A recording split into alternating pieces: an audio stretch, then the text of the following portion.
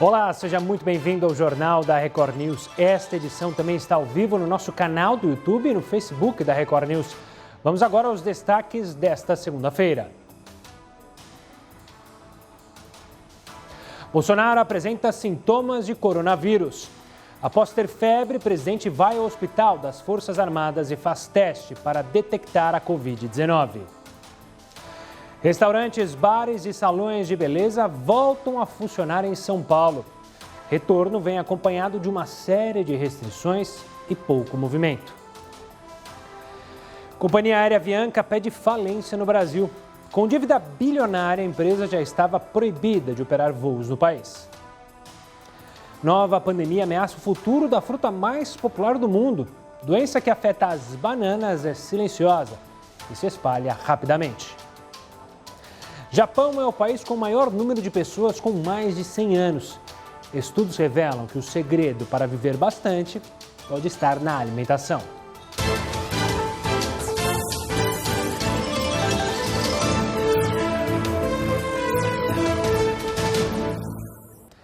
Você é daquelas pessoas que assaltam a geladeira durante a noite? Uma pesquisa mostra que comer tarde pode contribuir para o ganho de peso e trazer doenças. A rotina nem sempre ajuda. Agora na pandemia, então, a situação fica ainda mais complicada. Por passar várias horas em casa, a nossa maior companheira passou a ser a comida. E na maioria das vezes ela é consumida de forma desregulada, sem pensar em horário, quantidade e nem mesmo na qualidade dos produtos. Mas agora é preciso ficar de olho, porque um estudo da Universidade Johns Hopkins, dos Estados Unidos, mostra que o horário do jantar pode influenciar a forma como o alimento é metabolizado pelo organismo. Funciona assim: quem come às 10 da noite queima menos gordura durante o sono e tem um pico maior de açúcar no sangue do que quem come a mesma coisa às 6 horas da tarde. Você durante o dia tem um metabolismo mais acelerado, você exerce mais atividades e com isso você vai ter uma queima de gordura maior. Você vai ter um menor pico do seu açúcar. A pesquisa foi feita com 2 grupos de pessoas. O primeiro grupo jantou por volta das 6 da tarde, enquanto o outro consumiu a mesma quantidade e tipo de alimento às 10 da noite. Todos foram dormir às 11 horas. O resultado apareceu rapidamente. Quem jantou mais tarde teve um pico de glicose 18% maior e a quantidade de gordura queimada durante a noite diminuiu cerca de 10%. Essa informação nos traz a necessidade de reforçar a importância de alimentação saudável várias vezes ao dia, a cada 3 horas. Evitar passar o dia todo em jejum, o dia todo sem comer e só comer à noite. Se consumirmos alimentos tarde da noite, todos os dias, os efeitos a longo prazo podem não ser nem um pouco benéficos. Bem pelo contrário, se depender da pesquisa, as consequências seriam graves e poderiam trazer doenças como a diabetes e até a obesidade. Além disso, a alimentação noturna também vai levar você a ter refluxo, aquela volta do ácido do estômago para o seu esôfago. Então procure manter uma alimentação equilibrada e saudável. Olha, uma pesquisa divulgada recentemente mostrou que a prática de exercícios durante a quarentena pode não melhorar o bem-estar emocional. Veja só na reportagem. A pesquisa investigou a relação entre as atividades físicas e o bem-estar das pessoas durante o período de confinamento. O estudo concluiu que a prática de exercícios, ainda que importante e recomendada, não garante uma melhora no bem-estar durante a quarentena. Em alguns casos, a prática de exercícios pode piorar a condição emocional das pessoas, já fragilizada pela pandemia do coronavírus. O resultado foi bem diferente do esperado. O que a gente percebe, o que a gente descobre na nossa pesquisa é que essa assunção, essa ideia de que exercício vai sempre fazer bem à mente e ao corpo não é verdade. O bem-estar psicológico, o bem-estar psíquico parece, na verdade, estar associado a certas condições específicas de exercício e certas condições específicas de atividade física que estão bem atreladas aos hábitos que você tinha antes do período de quarentena. As principais responsáveis por essa alteração no bem-estar foram as mudanças bruscas nos hábitos. Foram impactadas desde as pessoas que se exercitavam e se tornaram sedentárias, até aquelas que não faziam exercício nenhum e passaram a se movimentar durante a quarentena. Neste último caso, o estudo mostrou melhoras no estado emocional. A pesquisa foi feita em parceria entre a Universidade do Estado do Rio de Janeiro, Universidade Federal do Ceará e a PUC-Rio. O levantamento de dados ocorreu pela internet entre os dias 31 de março e 2 de abril.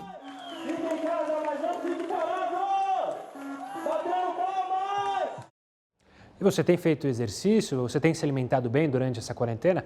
Participe conosco do Jornal da Record News, #JRNews pelo Twitter e também nas nossas lives no Facebook.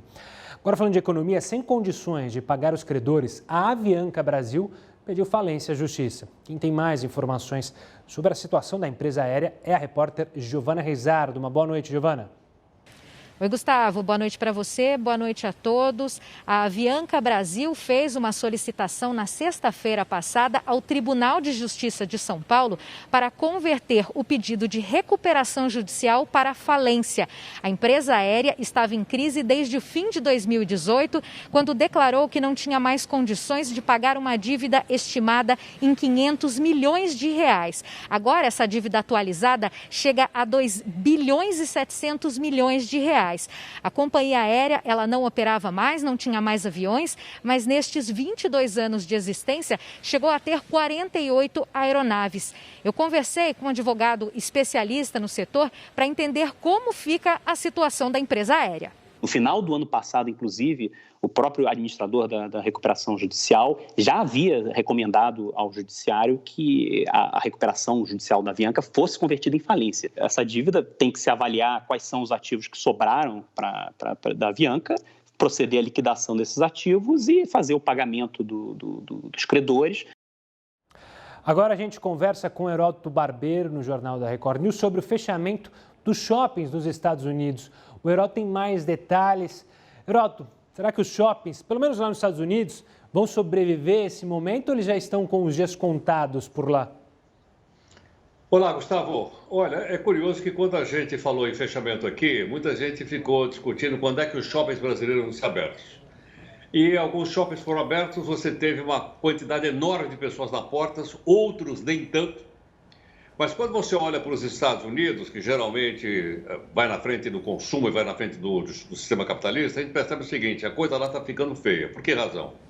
Porque lá eles estão estimando fechamento de shopping center.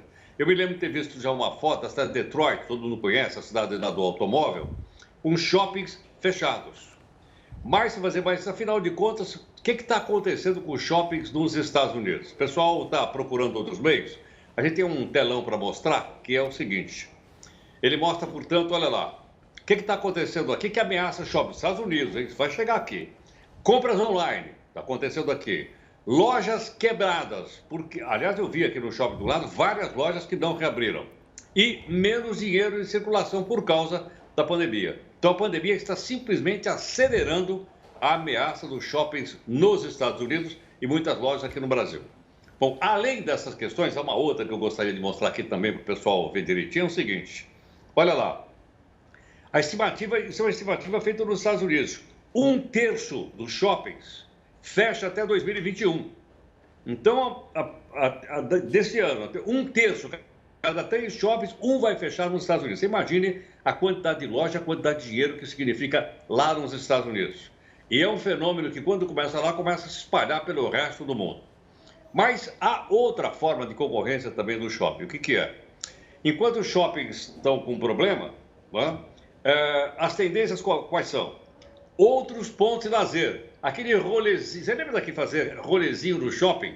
Sim. O pessoal está fazendo rolezinho em outro lugar. Outra coisa.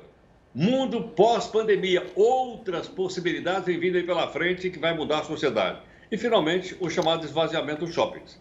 Os shoppings não têm uma quantidade tão grande de pessoas lá dentro como aconteceu até agora. Estou falando, por enquanto, dos Estados Unidos. E estou desconfiado que essa tendência vem vindo, então, em direção aqui a gente. Bom, quem é que cresceu com isso? Quem é que vai ganhar dinheiro com o pessoal saindo do shopping? Agora, há pouquinho a gente falou em vendas online.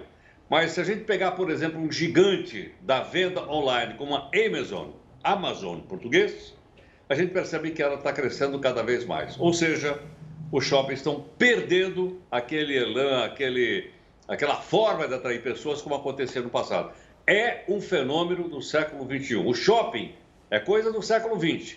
O século XXI, Gustavo, certamente vai mudar um pouco o comportamento das pessoas e algumas pessoas vão perder dinheiro, mas outras vão ganhar, como sempre, na economia capitalista. Boa, é isso aí, Gustavo. Boa, Heroto. Daqui a pouco você volta aqui com outras informações dentro do JR News, ainda falando sobre e-comércio, mais especificamente aqui no Brasil e ainda mais especificamente aqui em São Paulo. Bares e restaurantes reabriram nessa segunda-feira aqui em São Paulo. Na sua opinião, os clientes vão vencer o medo e voltar a frequentar esses locais ou não? Isso vai demorar um pouco. Mande sua mensagem para o nosso WhatsApp, o 11 942 128 782.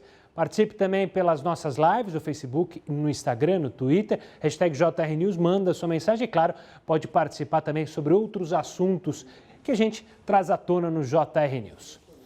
Uma pesquisa aponta que 53% dos tratamentos de câncer no país sofreu alteração durante a pandemia. A gente vai trazer os detalhes sobre esse assunto no próximo bloco. Até mais.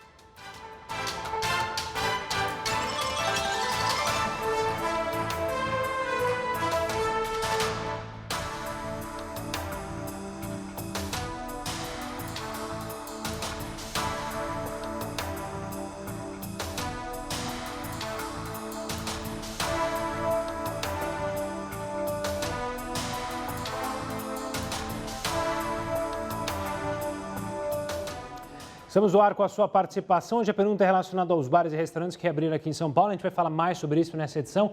O Marco de BH diz, apesar dos pesares, acho que os clientes voltarão a frequentar os bares e restaurantes e não vão seguir as exigências impostas. Está aí o nosso querido telespectador mandando mensagem lá de BH. Walter de Maceió, acho que os clientes responsáveis e conscientes não vão aderir, mas os demais vão frequentar em massa, independente do medo. Pelo menos é a opinião do Walter. Walter, obrigado. Nádia de Manaus.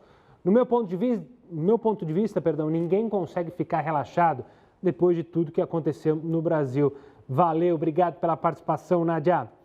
A Sandra, de Praia Grande, aqui litoral de São Paulo, diz, estou certa que voltarão a frequentar, pois as pessoas não aguentam mais ficar em casa. Sandra, valeu pela participação e pela opinião. André, que é do Rio, diz, sim, o maior medo do povo é de perder o trabalho e não a doença.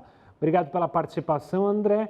Mas aí tem a questão, né? Não é só o trabalho, é o divertimento. Ou seja, ir até um bar, ir até um restaurante. Será que a pessoa prefere ir ou ainda está meio com o pé atrás? Gervásio de Curitiba diz sim, tendo os cuidados que o álcool gel, uso de máscara e com o distanciamento, tudo pode voltar a funcionar na visão do Gervásio. Obrigado, Gervásio, pela participação. Dando um olá para todo mundo que participa no Facebook também. Mando meu abraço para Sadi Souza, mandando uma boa noite lá de Cruz Alta, no Rio Grande do Sul. A Aninha Miranda também já ligadinha conosco lá em Natal. Lúcia Helena Rodrigues de Souza também mandando uma boa noite. Não esqueçam de mandar a cidade para a gente mandar um alô para toda a cidade. Assim como o Léo Melo, que fala de Maricá e deseja uma ótima semana a todos. Uma boa semana para você também, Léo. A Ivânia Mena, ela diz, não posso me dar o luxo de assaltar a geladeira à noite, pois tenho problema de refluxo. Tem gente que sofre muito com refluxo, né? Uma coisa que acontece muito com os nenês, mas tem gente que tem problema de refluxo e aí sofre um bocado. Uma boa noite para o Flávio Vila, que também participa aqui conosco no Jornal da Record News. Eu vou tentar recuperar umas mensagens pelo Face que foram enviadas mais cedo para dar o alô para a galera que sempre participa, que sempre está ligadinha. Tem um pessoal que mal a transmissão já está no ar, já manda. Caso do Rogério Vieira dos Santos, que manda, boa noite, pessoal inteligente, que são seletivos e escolhem um bom jornalismo. Parabéns a todos. Valeu, Rogério, obrigado pela participação e obrigado pelos elogios. A Doralina Dora Moraes, mandando uma boa noite dela, uma boa noite para você também, Doralina. Sofia Machado também participa aqui, junto com Kleber Rogério de Assis, a Marlene Piso, o José Carlos de Souza e toda a turma que manda a sua mensagem e participa dando uma boa noite. Hoje o pessoal mais tímido, ainda não opinando sobre a nossa pergunta do dia, mas fiquem à vontade, não só para responder a pergunta do dia relacionada à reabertura, especificamente aqui em São Paulo, mas claro que você pode levar mais aí para a sua região, para a sua cidade, para o seu estado e também, claro, comentar os outros assuntos que nós trazemos aqui no Jornal da Record News. Em 20 segundos a gente está de volta na tela da sua TV.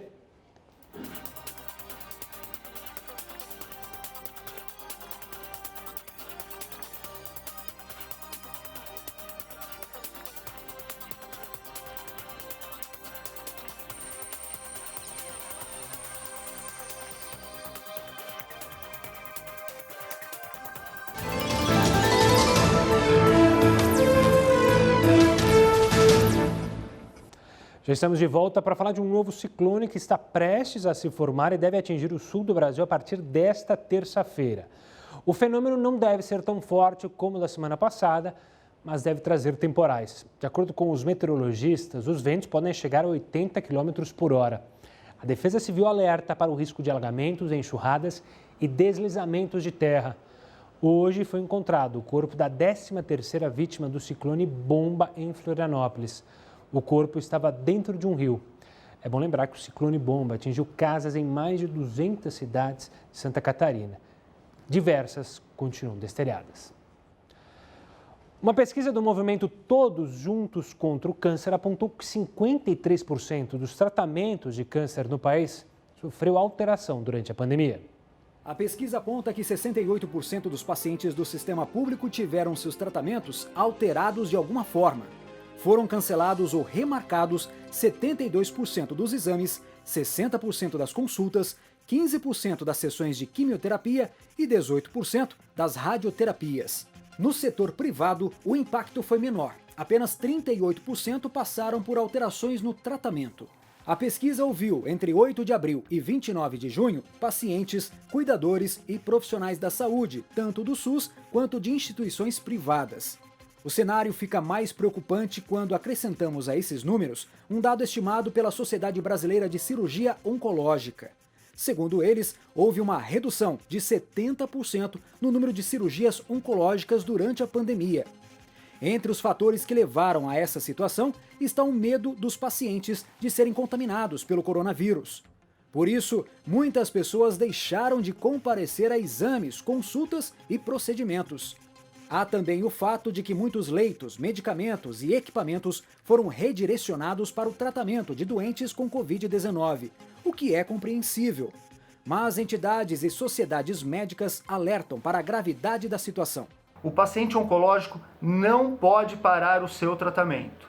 E é muito importante que o sistema de saúde esteja preparado para acolher esses pacientes e dar continuidade ao tratamento oncológico. Isso faz toda a diferença no sucesso e na cura desse paciente. Olha só, nessa segunda-feira, bares e restaurantes reabriram aqui na cidade de São Paulo. Eu vou falar com o Percival Maricato, presidente da Associação Brasileira de Bares e Restaurantes em São Paulo, para explicar, fazer aí uma análise sobre como foi esse primeiro dia. Percival, obrigado pela participação. Como que a gente pode analisar esse primeiro dia de reabertura, Percival? Olha, até agora o que nós esperamos é que essa abertura se consolide, mas posso dizer que muitos não vão abrir por causa da fragilidade econômica em que ficaram depois de mais de 90 dias parados. E também porque não tem certeza, né, do retorno dos clientes. E tem mais um motivo que é as próprias restrições de funcionamento. Então, vão ficar mais caro o funcionamento, porque vai ficar mais caro por causa dos protocolos de segurança e vai se poder faturar menos devido às restrições. Só 40% podem entrar e assim mesmo durante 7 horas. Os bares noturnos, as pizzarias, os restaurantes que funcionam à noite estão fora dessa previsão. Mas, de qualquer modo, a gente está pondo um pé dentro dessa nova normalidade, né? Então, agora o resto é tentar conseguir uma flexibilização de horário. Percival, vocês sentiram que os clientes ainda estão receosos? Essa reabertura para os clientes paulistanos mais receosos de movimentação, isso com o passar do tempo você acredita que deve diminuir? Olha, sem dúvida estão mais receosos. Do meu ponto de vista, eu acho que, de qualquer forma, para quem está trabalhando nas lojas, nos escritórios, é muito mais seguro comer num lugar desses, uma comida saudável, um ambiente saudável, higienizado, do que no fundo da loja, do que numa mini cozinha de escritório, do que em praça pública, na rua. Então, de certo modo, o setor presta um serviço e o setor está preparado tecnicamente, né? É um setor que lida cotidianamente com a questão da segurança alimentar, da contaminação. Então, se tem um setor econômico que pode dar uma garantia de segurança ao cliente, é o setor de bares e restaurantes. Percival, como você falou há pouco na nossa entrevista, ainda há umas regras bem rígidas, principalmente quanto ao funcionamento, o horário de funcionamento. E o horário noturno é sempre um movimento muito mais intenso, pelo menos nos finais de semana, principalmente para pizzaria, como você mencionou, para bares. Como é que vocês têm dialogado ou pretendem dialogar justamente com a prefeitura, com o governo do estado, para ir adaptando? Olha, essa semana foi positivo, podemos flexibilizar aqui, podemos flexibilizar ali. Há uma abertura para esse diálogo? Sim, tem havido essa abertura, nós esperamos que ela se mantenha e esperamos, sim, que haja uma flexibilização, por exemplo, pode ser 6 horas, mas 3 horas de dia e 3 horas à noite. Para quem tem café, 3 horas de manhã e 3 horas no almoço. Ou então até as 22 horas, como inicialmente estava previsto. E isso permite a flexibilização, tendo em vista que cada estabelecimento trabalha com determinados produtos, determinados horários. Então, isso seria muito importante. Atualmente, eu acho que nem 20%, talvez 20%, um pouquinho mais, tenha sido ativado, porque dos que foram permitidos a abertura, muitos não vão abrir devido à fragilidade econômica e esse temor de que o cliente realmente ainda esteja despreparado, esteja economicamente fragilizado, ele também está inseguro. Então, muitos dos que foram permitidos a abertura não vão abrir. E não vão abrir os que funcionam à noite, que são restaurantes, pizzarias, os restaurantes asiáticos, enfim, restaurantes e hotéis.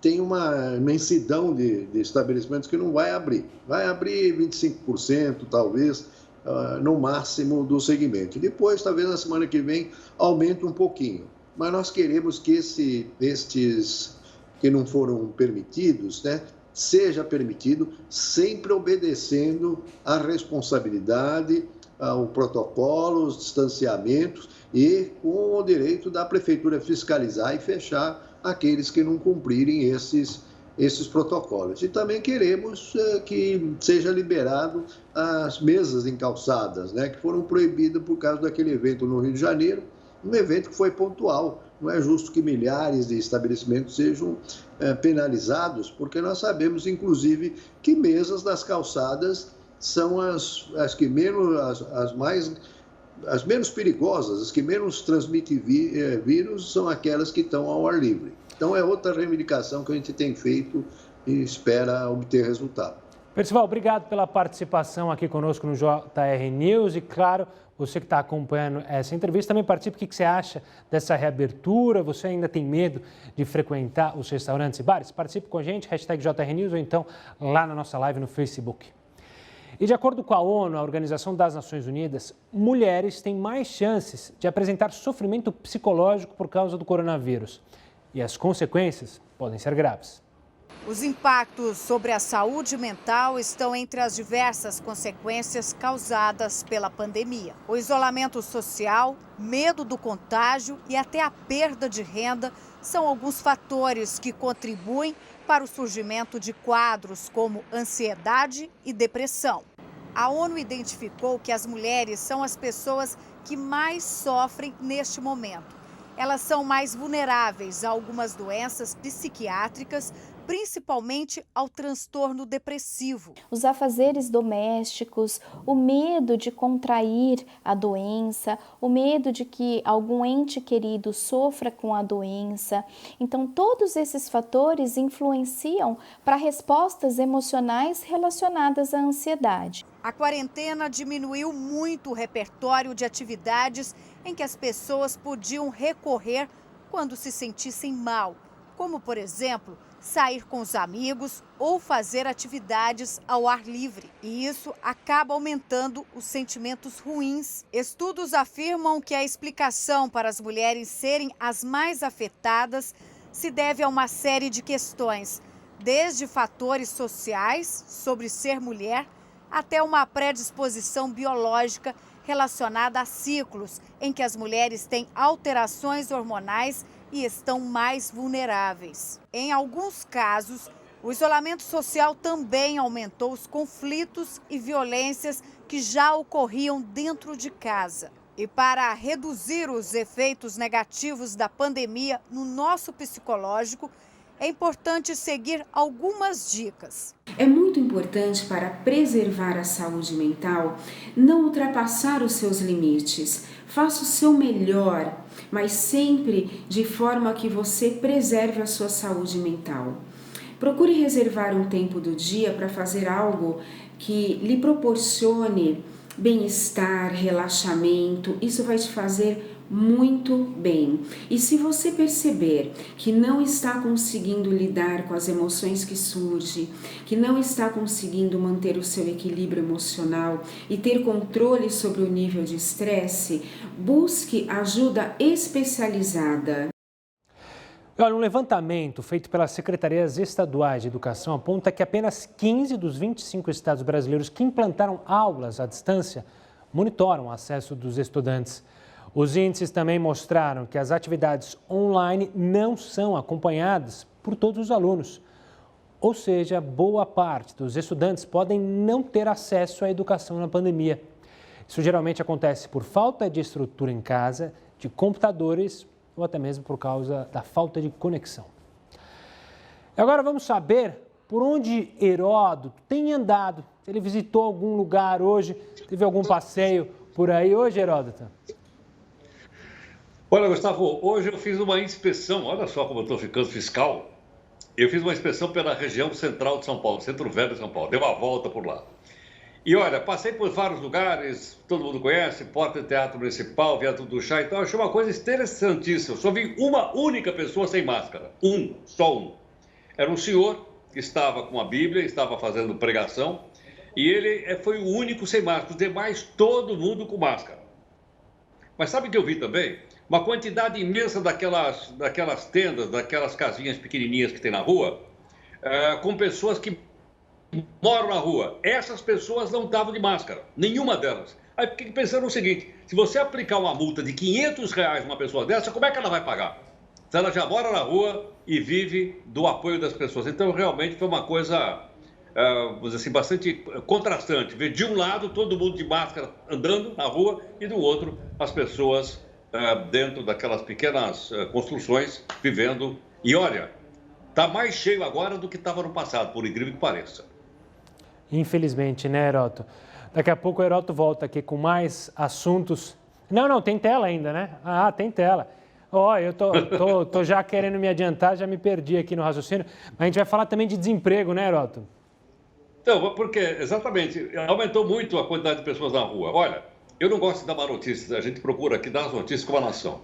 Eu estou começando a ficar, vamos dizer assim, de certa forma, levado a entender que a economia vai recuperar no sistema de V. Depois você me cobra isso. Caiu e acho que ela vai subir rapidamente, espero. Mas enquanto isso acontece, o IBGE mandou o seguinte número para mostrar para o pessoal aí, olha. Desempregados, nós temos 12 milhões e 700 mil pessoas, não é? O que é muito alto, é uma quantidade imensa de pessoas desempregadas e vai de março a maio, é um trimestre. Taxa de desemprego no Brasil, 12,9%, uma das mais altas da história do Brasil. Agora, onde vai dar isso? Além desses números para a gente ver, tem um outro aqui que é o seguinte, ainda no mesmo período. População ocupada em idade a trabalhar, 85 milhões de pessoas. Vamos lembrar que isso é muito pouco, considerando a população geral do Brasil. E as pessoas que são aí subutilizadas, ou seja, poderia trabalhar mais, poderia ganhar mais, poderia ter um emprego, não tem, porque a economia não está oferecendo. 30 milhões e 400 mil pessoas estão nessa situação e, portanto, a grana está muito pequena para essas pessoas sobreviverem.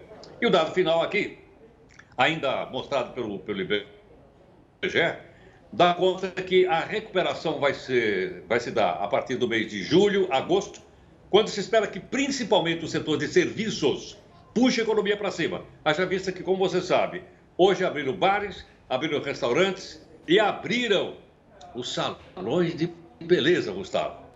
Veja só, e vai então salvar a aparência de muita gente. Pelo menos a gente vai ficar com o cabelo cortado, a barba feita, se sentindo um pouco mais bonito. Heródoto, você volta agora sim, daqui a pouquinho aqui com a gente no JR News com outras informações. A gente vai falar de uma nova pandemia. Pois é, e ela ameaça o futuro, não das pessoas, mas da fruta mais popular desse planeta, a banana. Race 4, também conhecida como mal do Panamá, ela é causada por um fungo. Essa não é a primeira doença a afetar as bananas. O que impressiona nesse caso é a rapidez com que a epidemia se acelerou. Da Ásia, a doença se espalhou para a Oceania, Oriente Médio, África e chegou até a América Latina. Origem da maioria das bananas enviadas para o hemisfério norte. Outro aspecto que preocupa os pesquisadores é a rapidez da doença. Quando ela é identificada, já é tarde demais e o fungo se espalha rapidamente. Cientistas temem que a pandemia da banana pode provocar a escassez da fruta mais consumida no mundo. Por isso, eles trabalham incessantemente para encontrar uma solução. Como não existe cura, as únicas medidas que podem ser adotadas são colocar as fazendas infectadas em quarentena e impedir que a doença se espalhe. Outra saída encontrada pelos pesquisadores na Austrália foi a criação de uma banana geneticamente modificada, que é resistente ao mal do Panamá. Essa solução, no entanto, enfrenta a resistência dos órgãos reguladores e também do grande público. Roberto Campos Neto é o entrevistado desta segunda-feira do JR Entrevista. Daqui a pouquinho, às 10h30 da noite. O presidente do Banco Central será sabatinado pelos jornalistas Luiz Fara Monteiro e Clébio Cavagnolo, logo depois aqui do Hora News, edição das 10 da noite. Você não pode perder. O Japão é o país com o maior número de pessoas centenárias, ou seja, com mais de 100 anos. Alguns estudos revelam que o segredo para viver bastante pode estar ligado à alimentação. Você quer viver bastante? Fica conosco mais um pouquinho, porque os detalhes a gente acompanha no próximo bloco. Agora eu te espero em mais uma live.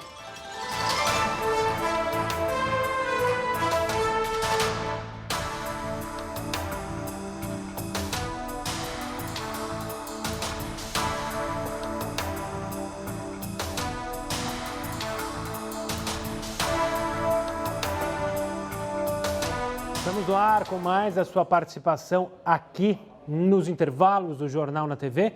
O Otoniel de Curitiba, no Paraná, disse: gradualmente é um momento muito difícil, mas as coisas vão voltar à normalidade. Assim espero, Otoniel. Obrigado pela participação. Agora a gente vai até Campinas, aqui no estado de São Paulo, conversar com o Valdir. Ele diz o seguinte: olha, vão voltar a frequentar sim. Agora vai depender dos donos de estabelecimentos manterem as normas de segurança. Valeu, Valdir. Forte abraço para você. Mário, de Porto Alegre, no sul do país. Acredito que as pessoas vão vencer o medo e os restaurantes irão lotar rapidamente. Tá aí, essa é uma crença do Mário. Valeu, Mário. Obrigado pela participação. Nilce, de Natal, não acredito que a população vença o medo de contrair o vírus com tanta rapidez. Enquanto não tivermos vacina, precisamos nos prevenir. Essa é a opinião da Nilce. Forte abraço, Nilce. André, de Belo Horizonte, sim, todos temos que vencer o medo. É necessário que o país volte a produzir em todos os segmentos. Valeu, André. Forte abraço também para todos os mineiros. Essa foi a última, temos mais. Aqui de São Paulo, capital, a Maria. Com certeza, as pessoas vão frequentar bares e restaurantes normalmente sem medo. Pelo menos é a opinião da Maria. Valeu, Maria. Olhando aqui pelo Face, a Ana Mara participou. Estou até virando aqui, fui dar um passo em falso. A Ana Mara diz: boa noite, Ana. Boa noite também ao Flávio Vila, que participa aqui conosco. Deixa eu pegar uma aqui que ainda não li. Peraí. Aqui.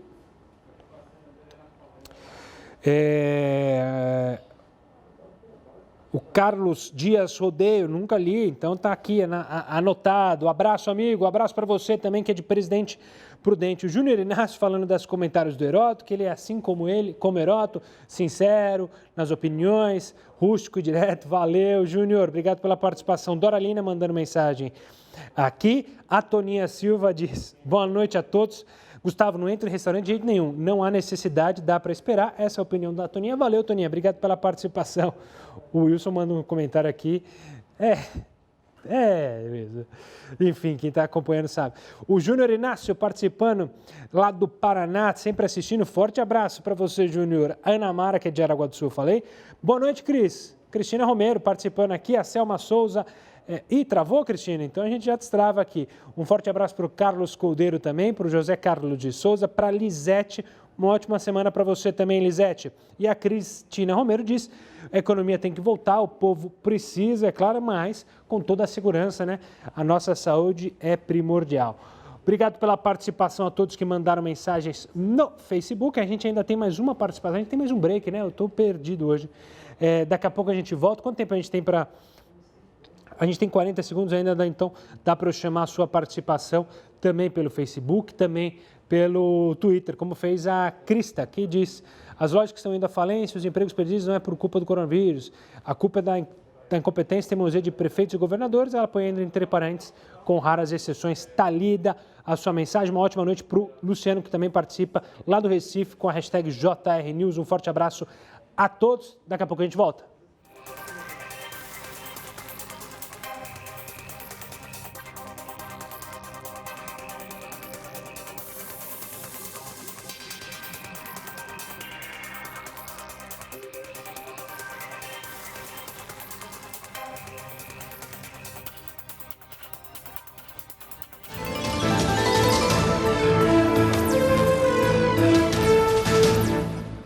Já estamos de volta para falar que a partir da próxima quinta-feira a Prefeitura de Porto Alegre vai bloquear o uso de Vale Transporte para trabalhadores de setores que não são autorizados a funcionar.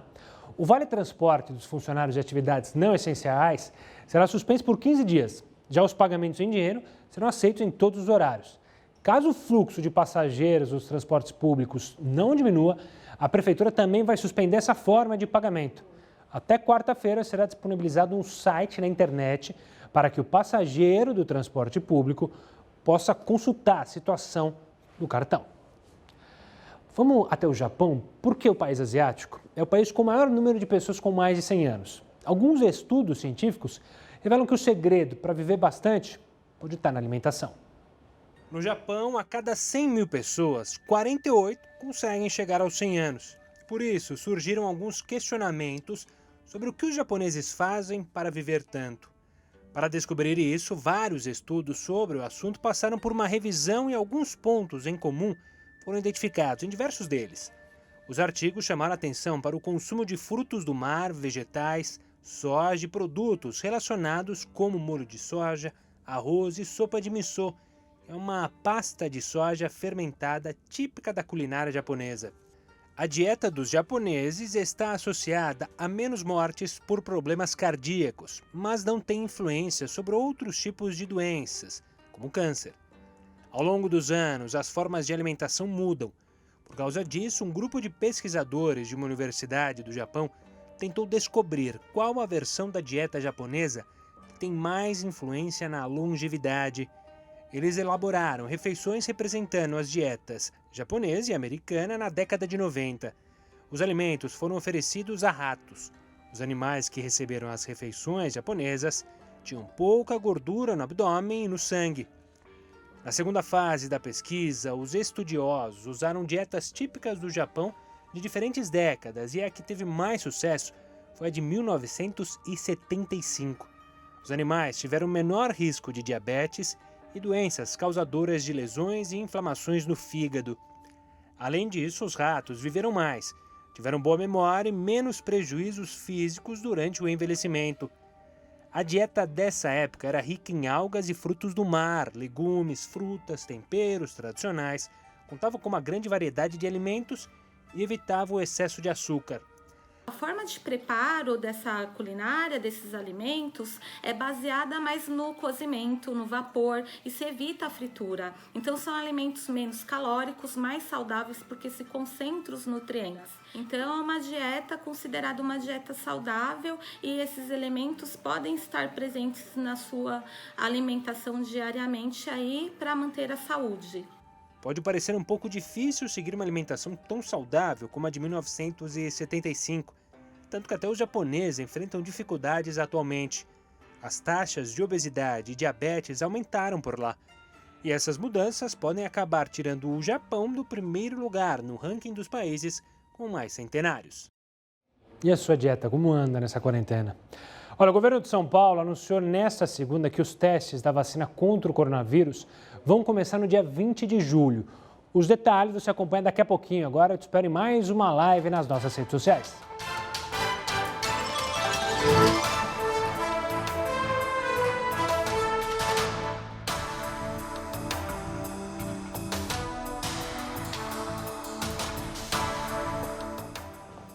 Estamos no ar para a última rodada de participações, começando pelo WhatsApp. Karen de Alagoinhas diz, sim, a necessidade emocional de sair do isolamento será muito maior do que o medo. Essa é a visão da Karen. Então, muita gente, claro, é contrária a isso, que ainda prefere ficar em casa, né, Karen? Obrigado pela participação. Ela que é baiana lá de Alagoinhas. Marcelo de Itajubá, acredito que sim, mas não vão voltar como antes. Nem todos vão arriscar, como a gente ia dizendo, né? Pelo menos por enquanto, essa é a opinião do Marcelo. Marcelo, obrigado pela participação. Agora a gente vai até Águas Claras, no Distrito Federal, com o Luiz. Luiz diz, com certeza vencerão o medo, né? Forma de isolamento imposta levará a população ao desespero. Pelo menos essa é a opinião, uma opinião mais firme do Luiz. Obrigado pela participação. Agora a gente vai até Recife, com o Renatão. O Renatão diz, vão sim, até porque os brasileiros nunca respeitaram a quarentena. Pois é, há muitos casos de pessoas que, infelizmente, não respeitam a quarentena. Valeu, obrigado pela participação. Walter de São Pedro da Aldeia diz o seguinte, olha, sim, vão vencer o medo. No entanto, acho que ainda não é a hora de voltar. Ele acredita que haverá uma melhora, mas as pessoas ainda estão com medo, né? Obrigado pela participação. Agora a gente vai até Niterói. Eu discordo da reabertura, sei que a economia do país tem que voltar a caminhar, mas o nosso povo não tem noção do perigo. Valeu pela participação, Ana. Forte abraço. Vamos no Face? No Face a participação aqui, é só o pessoal do Zuckerberg me ajudar aqui, que aí eu consigo. O Luiz Carlos falando que só vê a gente. A Cristina está pedindo para eu aparecer. Cadê? Estou aqui, Cristina, eu apareci. A Aninha Miranda, uma boa noite para todos, para toda a equipe JR News. Forte abraço, até amanhã. A Toninha diz, melhor jornal, só nos ajuda, sem terrorismo, orientações preciosas, esse é nosso objetivo. O Ibrahim Barauna diz, a vida dos bares e restaurantes não cumpre apenas a função econômica, mas também a social. O pessoal tem que socializar, senão vai pirar, se não sair desse confinamento. É por isso que a gente fala tanto, né, do cuidado com a nossa mente nesse momento de quarentena, né, Ibrahim? Porque as pessoas estão fazendo casa-trabalho, ou então só casa, né? No meu caso, casa-trabalho.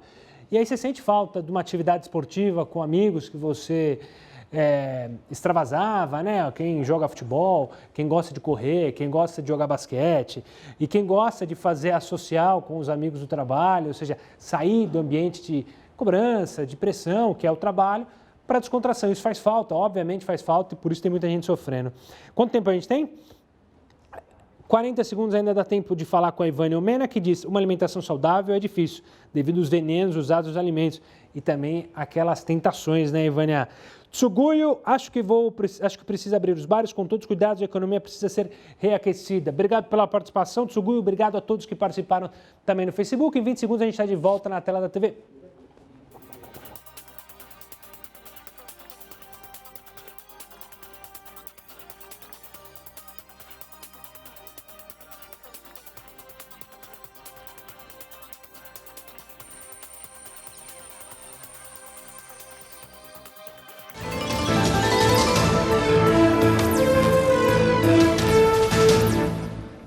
Estamos de volta e começou, claro, o período de rematrícula em muitas universidades e escolas. Para explicar como ficam os contratos com as universidades e escolas neste período sem aulas presenciais, eu converso com o Vitor Serri, especialista em Direito do Consumidor e Contratos. Vitor, obrigado pela participação aqui conosco. Esse é um debate acalorado, né?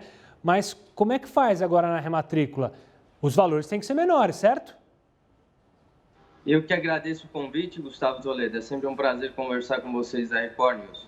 Pois é, esse é um dilema que vem fazendo tramitar diversos projetos de lei que tentam, de forma impositiva, regularizar essa situação de a escola deve conceder descontos, não deve, se deve, por quê, em que passo, em que medida está ou não interrompida a prestação do serviço.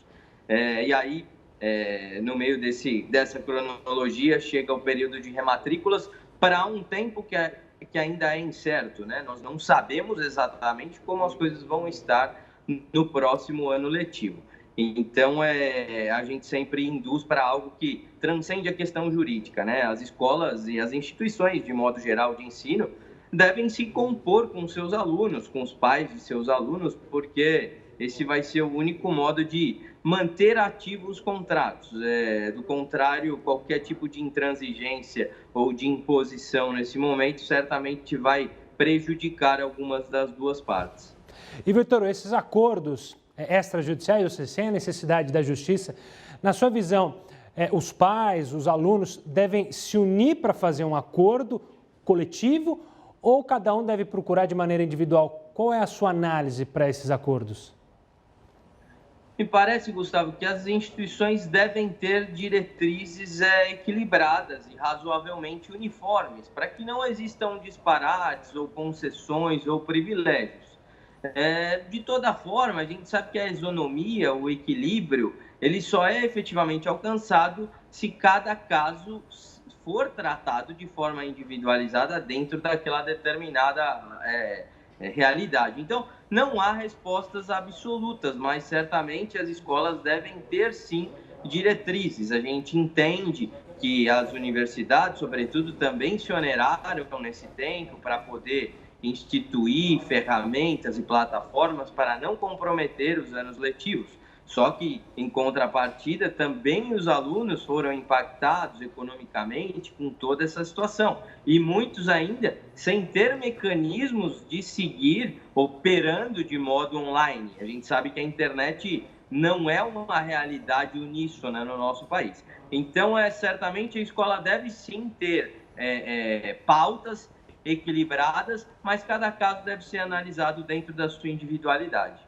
Vitor, quero agradecer demais a sua participação, a sua explicação, e para você de casa, participe conosco. Essa entrevista daqui a pouquinho vai estar também no YouTube, youtube.com/Record News. Você fica informado a hora que você quiser, só acessar a nossa página. Como você tem feito a negociação aí com a instituição de ensino, que ou você é aluno ou que o seu filho é aluno? Falando do governo de São Paulo, o governo de São Paulo anunciou nesta segunda que os testes da vacina contra o coronavírus, desenvolvida pela empresa chinesa Sinovac, vão começar no dia 20 de julho. A Anvisa, que é a autoridade responsável no plano nacional, na vigilância de saúde, autorizou o Instituto Butantan a iniciar os testes da Coronavac, a vacina que o Instituto Butantan está desenvolvendo junto com o laboratório chinês. E a partir da próxima segunda-feira, dia 13 de julho, os voluntários já poderão se inscrever. A inscrição será obrigatoriamente para profissionais de saúde, médicos, paramédicos, enfermeiros, os que estão atuando ou os que já atuaram, desde que, evidentemente, tenham o seu diploma.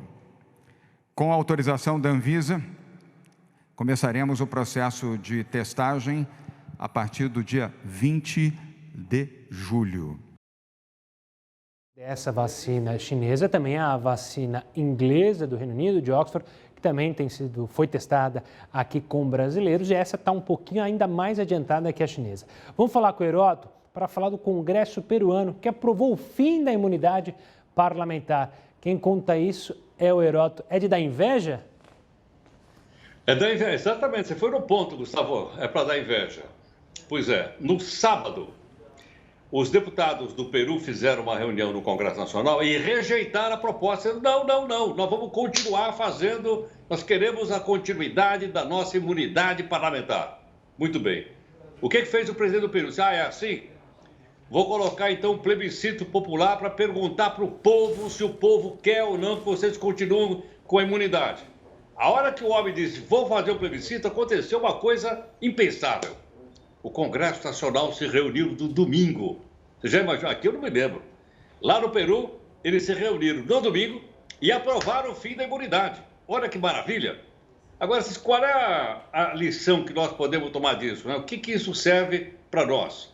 Significa o seguinte, nós estamos lá com o fim do foro privilegiado, dormindo na Câmara dos Deputados há aproximadamente 6 meses. Foi aprovado no Senado, levaram para a Câmara e dormiu. Como é que vai acordar o sono? Só se nós, enquanto cidadãos, dermos um toque no nosso deputado federal. Então não custa nada, né, se a gente achar que deve, logicamente você também, e mandar um recadinho na excelência. Por que vocês não votam o fim do privilégio e o fim da imunidade? Sem pressão popular, como demonstra o Peru, as coisas parecem que não andam. Mas foi um belo exemplo isso aí, hein, Gustavo? Um belíssimo exemplo. É impressionante como a gente ainda sofre com essa Questão aí de um grupo seleto do país ter seus benefícios, né, Heródoto? Obrigado pela participação, a gente se fala amanhã. Combinado? Até mais, obrigado. Um forte abraço. E você também é a favor do fim do foro privilegiado? Participe, levante essa hashtag. Infelizmente, como o Heródoto disse, é só com pressão popular para isso seguir adiante. Agora a gente fala de um grupo de cientistas que alertou que partículas do coronavírus suspensas no ar podem sim infectar as pessoas. Eles sugerem, inclusive, que a OMS atualize as orientações sobre o vírus. Em carta aberta, 239 pesquisadores demonstraram uma preocupação com a transmissão aérea do coronavírus. Para eles, a contaminação por partículas suspensas no ar parece ser a única explicação para uma série de infecções que ocorreram em ambientes fechados. Esse alerta ele contrasta com o que a Organização Mundial de Saúde estabelece. Atualmente, a OMS afirma que a transmissão do coronavírus acontece principalmente por gotículas maiores e que não existe comprovação de que as micropartículas sejam capazes de provocar as infecções. Diante dessa constatação, o grupo de cientistas diz que as medidas atualmente recomendadas pela OMS não são suficientes para conter a transmissão do vírus. E por isso, eles sugerem a adoção de novas práticas. Entre elas, a filtragem do ar de alta eficiência e o uso de luzes ultravioletas germicidas. Isso principalmente para os ambientes fechados. Os pesquisadores ainda recomendam que, quando a ventilação mecânica não for possível, o ideal é manter as portas e janelas abertas. Essas novas medidas, segundo o grupo, são ainda mais importantes no contexto da reabertura da economia e a retomada das aulas presenciais. A Organização Mundial da Saúde informou que está ciente da carta e que os especialistas estão revisando essas novas recomendações. E a Comissão de Deputados do Rio de Janeiro, que analisa o pedido de impeachment do governador Wilson Witzel, decidiu recomeçar a contagem do prazo para que ele apresente a própria defesa. O repórter Pedro Paulo Filho tem mais informações. Uma boa noite, Pedro. Oi, Gustavo. Boa noite para você, boa noite a todos. Olha, com a decisão, o governador Wilson Witzel terá novamente 10 sessões aqui no plenário da Assembleia Legislativa do Rio para responder às acusações. E esse prazo começa já a partir da próxima quarta-feira, dia 8 de julho. Os deputados também incluíram no processo documentos das operações federais que apuram irregularidades na saúde do Estado. Entre eles, os mandados de busca e apreensão, cumpridos no Palácio Laranjeiras, que é a residência oficial do governador, e ainda relatórios de pagamentos aos institutos IABAS e Unir Saúde, que tem como sócio o empresário Mário Peixoto, preso na Operação Favorito.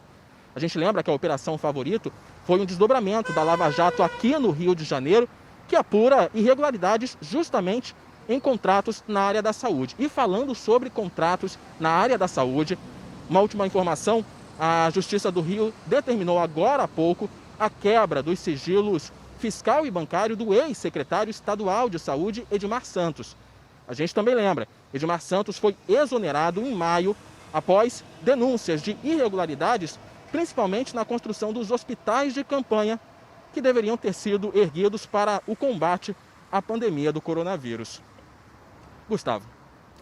Obrigado, Pedro. E o Jornal da Record News fica por aqui. Acompanhe agora mais uma edição do Jornal da Record. Tchau, tchau.